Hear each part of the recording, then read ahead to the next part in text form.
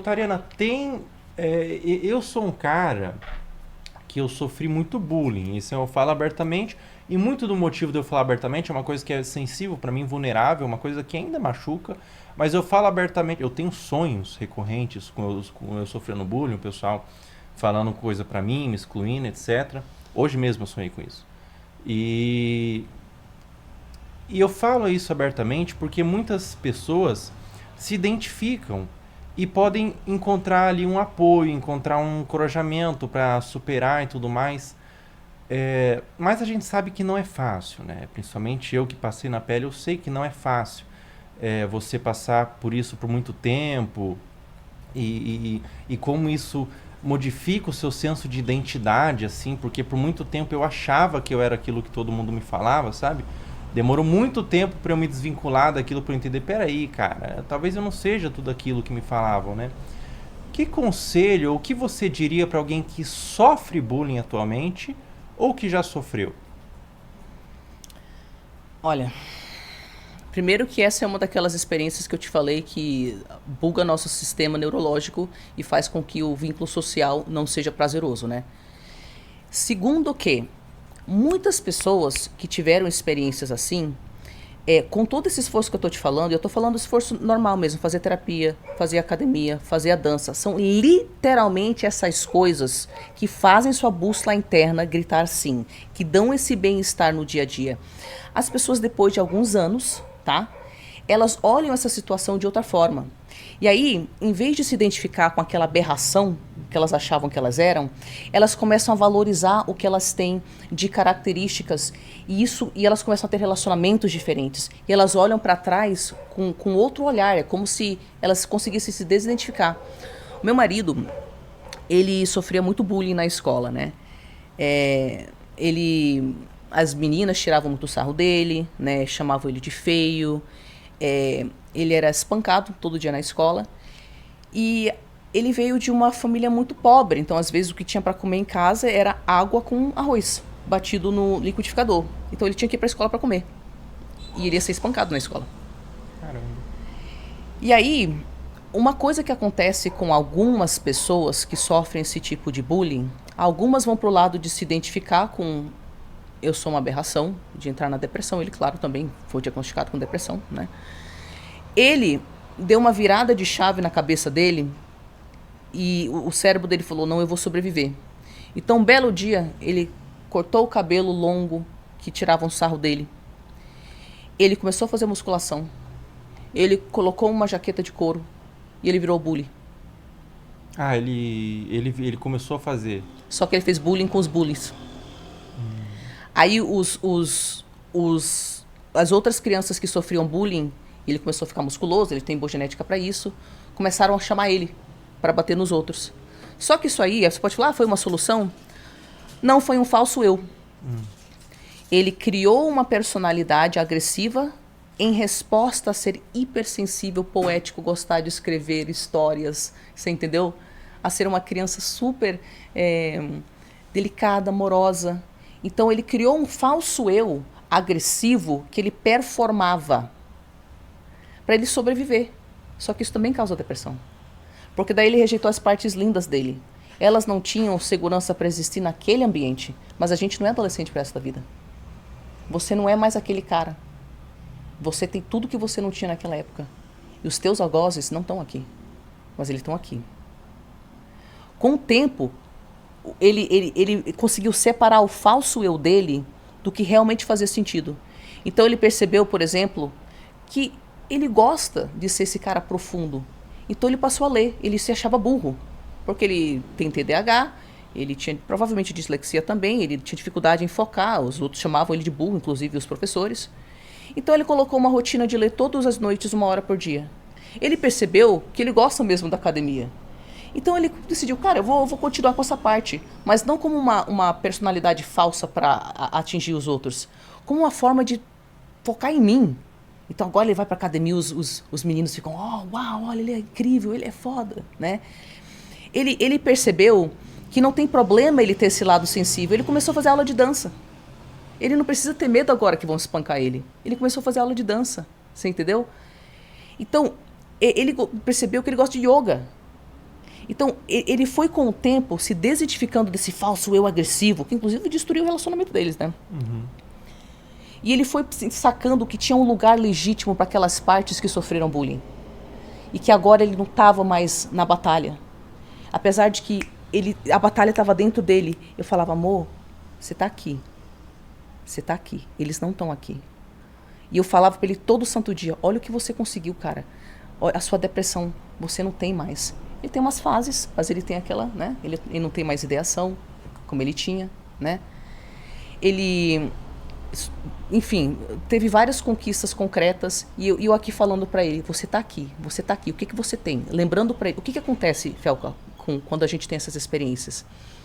O nosso cérebro grava aquilo, fica no nosso cérebro, são redes neurais, e elas são reativadas constantemente. E o bagulho louco sobre trauma é que quando essas redes neurais são reativadas, elas te transportam para lá. Então parece que você está lá. Parece que eles estão aqui. E parte da cura, essa parte adulta que eu te falo, é uma parte que consegue falar assim, não, peraí. Tira a meia, toca no chão. Eu preciso tocar em gelo. Por quê? Porque isso me ajuda a voltar para agora. A sair da reativação neural, né? Você está aqui, olha para a direita. Eles estão aqui? Não. Eu estou no meu apartamento, que eu conquistei. Para a esquerda, o que tem aqui? Tem a minha amiga aqui, tem esse trabalho que eu construí. Então me fala de todas as formas que o seu hoje é diferente daquela época. Mano, não tem nem comparação. Eu tenho isso, aquilo outro. Quando você volta a sofrer, é porque o seu cérebro está reativando as mesmas redes neurais que literalmente tem a sensação de que o bullying não acabou. E por isso que eu falo tanto de regulação emocional para todo mundo, para borderline, para narcisista, para codependente, para quem tem depressão. Regulação emocional é a gente usar técnicas que fazem a gente voltar para o corpo. Para mim, como eu falei, eu tive um ataque de pânico esses dias, ou perto de um ataque de pânico, minha irmã ficou comigo conversando 30 minutos e eu estava embaixo do chuveiro, gelado. Né? Por quê? Porque isso me tira do flashback e me coloca no agora, e ela ficava conversando comigo, e o período passou, e eu entendi que eu estava no agora. Parte da cura disso aí é você usar uma regulação emocional. Regulação emocional significa que você volta pro corpo. Quando você volta pro corpo, você para o pensamento desenfreado e as emoções pesadas que vêm junto. E no corpo, você percebe que você não está naquela bolha de flashback, você não está no pesadelo, você está aqui. E você fala para si, a partir da voz mais amorosa, compassiva, inspiradora que você tem dentro de si. Você tem que desenvolver esse terapeuta interno. Não, Felca. Hoje, você é isso, você é aquilo. Aquilo que tiraram sarro de você, é por isso que o povo te ama. Porque você é sábio, profundo e sensível. Pessoas que são diferentes vão sempre ser cuspidas, maltratadas, porque aquela pessoa não se encaixa. Mas não é a pessoa que é a aberração. São as pessoas que não conseguem alcançar. Você entendeu? Tem algo de diferente sobre você. Onde é que estão os teus algozes hoje em dia? Então, quando a gente se valida a partir desse lugar de compaixão e a gente sai do flashback, com o tempo, a gente se desidentifica desse flashback. A gente entende que quando a gente passa a sentir isso, em vez de se identificar com as vozes, a nossa parte adulta fala, tô tendo uma daquelas reativações. O que eu tenho que fazer mesmo? Falei do sistema, né? O sistema que a gente estabelece quando a gente está bem. Pode falar. Já sei o que eu tenho que fazer quando vem isso aqui. Aí você tem que ter o seu kit, seu arsenal de coisas que te voltam para o corpo. Porque voltar para o corpo significa sair da mente e da resposta emocional. Então, para mim também é treinar. Se eu treinar, não interessa o que eu estou passando, eu vou ficar bem melhor. Para mim também é dançar. Eu tenho uma barra de pole dance na minha casa. Há 13 anos eu faço pole dance. Coloco aquelas minhas roupinhas. Não interessa o quanto eu tô mal, quanto panicado eu tô. Se eu fizer meu pole dance, pode ser 30 minutos, eu tô melhor depois. Para mim também é cantar. Eu escrevo uns rapzinhos, eu escrevo umas musiquinhas. Se eu pausar e cantar 30 minutos, 25 minutos, eu já saio da bolha de flashback. E eu volto para agora. Então você, Felca, tem que saber seus top 3 coisas concretas que te trazem para o agora. E você estando no agora, você fazendo essa regulação para o agora, para o seu corpo constantemente, com o tempo, esses flashbacks, eles vão sendo processados como sendo algo do passado. E aquela parte sua que está no agora e percebe que tudo está diferente, que você tem muito valor, que tem muita coisa que tem sentido na sua vida, ela se torna mais forte. E quando vem os flashbacks, você sabe o que fazer. Caramba, eu tenho mesmo esses flashbacks de, às vezes uma situação não é um bullying, mas ela parece com bullying, ela remete ao bullying, assim. Quando eu vejo coisas muito X, assim, pessoas rindo no fundo, às vezes nem estão interagindo comigo, mas as pessoas estão rindo no fundo, eu volto para os dias que eu sofria bullying. E o que aconteceu com seu marido aconteceu um pouco comigo, dessa coisa de virar a pessoa que fez bullying, porque eu tinha teve uma fase muito violenta minha que eu batia com o meu rosto no punho das pessoas. Eu batia muito com o meu rosto no punho das pessoas, batia muito com o meu rosto, chegava a ficar vermelho assim o punho das pessoas, calejado assim, de tanto que eu machucava a mão delas com o meu rosto assim. E quando eu chorava, você tinha que ver a cara que eles faziam quando eu chorava assim. Era uma ameaça muito grande assim, meu Deus, ele tá chorando. Aí voltava a bater quando esquecia, mas era uma coisa muito impactante que eu fazia, né? Eu desenvolvi em mim essa técnica de machucar as pessoas, a mão das pessoas com o meu rosto. O Exatamente. maxilar, Então, olha, você falou duas coisas aí importantes. deslocava essa parte. Ave Maria. Essas redes neurais, a razão que elas ficam gravadas e vão sendo reativadas é porque o cérebro entendeu, caceta, você teve uma resposta emocional muito grande de medo, de inadequação, de seja lá o que for. Entendo isso como uma ameaça. O cérebro grava as respostas pesadas com muito mais facilidade do que as leves. Por quê? Porque ele existe para te manter vivo. Então, o que ele faz? Ele registra aquela coisa pesada e a partir daquele momento você se torna hipersensível a qualquer coisa que parece aquilo. É isso mesmo. Então, qualquer coisa que tem qualquer elemento daquilo, o cérebro está aqui para te ajudar. E na cabeça dele, trazer essa reativação e falar, viu, isso aqui é um perigo. Foi um perigo no passado, vai ser um perigo agora. Só que o problema com trauma é que a gente distorce a realidade. Às vezes aquela pessoa está dando risada porque ela está vendo um meme. Sim. Você entendeu? Não tem nada a ver com você. E aí é claro que daí, como é que você vai ter vínculo? Se qualquer coisa que lembra aquilo, você volta para esse lugar. E a segunda coisa que você falou é que dentre as possibilidades para a gente sobreviver, a gente pode correr, se a gente for rápido o suficiente. A gente pode lutar, se a gente for forte o suficiente. E se a gente não pode fazer nada, a gente pode congelar. Era o meu caso. Desativar. Porque, e também uma outra coisa que a gente pode fazer chama-se fawn, que é agradar.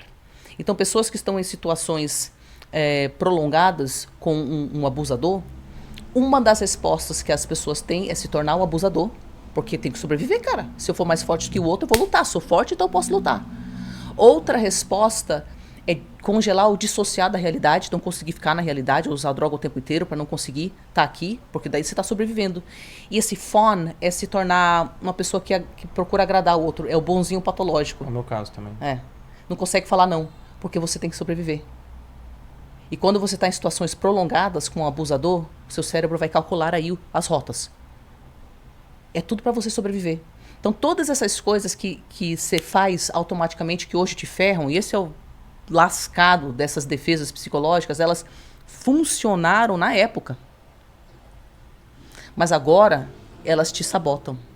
Então, parte disso de voltar para o agora e fortalecer a parte adulta, significa sair não só da ativação do flashback, como também do comportamento desadaptativo que ele gera. Então, quando você tem o flashback, ou você faz alguma coisa para mostrar para o outro, viu, eu sou forte, machucando o seu próprio rosto, você não vai me dominar, eu mesmo me destruo. Ou você fala assim para todo mundo, ou você congela, ou você vai beber, porque junto com o flashback vem um comportamento. E quando você consegue fortalecer sua parte adulta, você entende que o flashback é só um flashback, você usa algo para voltar fisicamente para o seu corpo, e sua parte adulta vai falar outro rolê.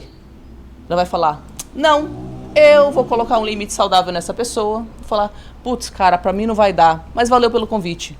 E você começa o quê? Unicamente quando você tá no agora e não no flashback, você consegue escolher outro comportamento. Enquanto você tá no flashback, você sempre tem o mesmo arsenal de comportamentos e eles te ferram hoje em dia. Quando você tá no agora, aí você pergunta pra essa versão futura sua, que é sua parte adulta.